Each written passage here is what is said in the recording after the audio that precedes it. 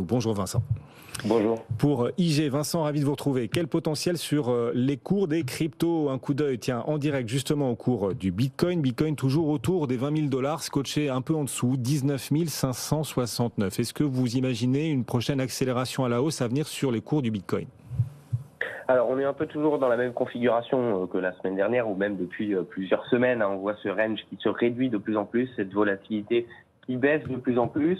Selon moi, le marché est toujours baissier, que ce soit sur les actifs traditionnels ou sur le Bitcoin ou les crypto-monnaies. Donc, pour le moment, ce sont plutôt une nouvelle fois des rebonds techniques. Le marché est tellement baissier, parmi les marchés les plus baissiers que l'on ait vus depuis très longtemps, et bien cela occasionne justement ce type de rebond technique, de short squeeze pour amener à une hausse qui finalement repart par la baisse. Donc la tendance reste baissière, mais ici on peut toujours aller chercher les mêmes objectifs proches des 20 000 $, qui a bloqué la tendance vendredi dernier, lorsqu'il y a eu une forte hausse sur les crypto-monnaies et les marchés traditionnels.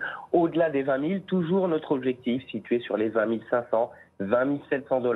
Il faudrait aller dépasser les 21 000 $, qui est un niveau important. Cette moyenne mobile sans période en journalier, eh bien, la dépasser permettrait peut-être d'envisager un retour haussier un peu plus durable. Mais au niveau, que ce soit les informations, la macroéconomie ou au niveau technique, nous sommes toujours sur un marché baissier. Donc, le rebond peut se poursuivre, on l'a vu à l'instant avec l'ensemble des marchés qui sont plutôt haussiers. Au-delà des 20 000, 20 700, un test des 21 000, mais pour moi, un retour baissier est beaucoup plus probable, et donc un retour sur ces 18 200 $, qui ont déjà permis le rebond. Nouveau plus bas annuel à attendre toujours selon moi. On a parlé pendant des mois de la relative corrélation entre les cours du Bitcoin et l'évolution du Nasdaq. Là, depuis quelques semaines, cette corrélation semble malgré tout moins évidente.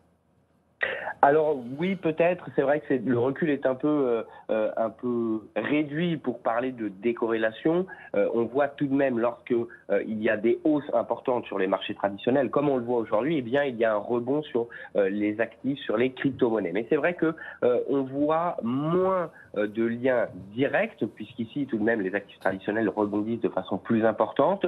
Mais en revanche, si nous avons, selon moi, une baisse à nouveau que l'on devrait voir bientôt sur les actifs traditionnels, eh bien, les crypto-monnaies devraient également à nouveau reprendre le chemin de la baisse. Donc ce lien est tout de même peut-être un peu moins fort, mais toujours très très fort.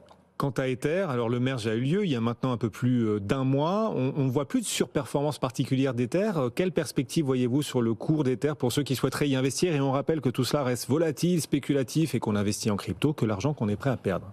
Vincent. Alors oui, c'est vrai qu'il y a eu un retour aussi un peu plus important. L'Ether donc superformait le Bitcoin pendant un moment, et puis on parlait à l'instant de cette baisse de la volatilité sur le Bitcoin qui est depuis plusieurs semaines, alors que l'Ether lui a subi une chute importante à la suite justement de The Merge, mi-septembre, et depuis ne bouge que très peu. On est sur des écarts de prix entre 1200 $, 1400 $, donc très très peu de volatilité, mais on est toujours dans la même configuration.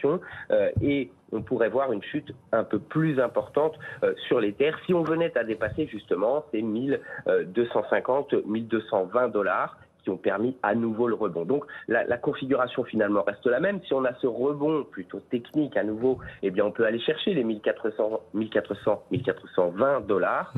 La moyenne mobile dont on a parlé sur le Bitcoin, ici sur l'Ether, est placée plutôt vers les 1510 $.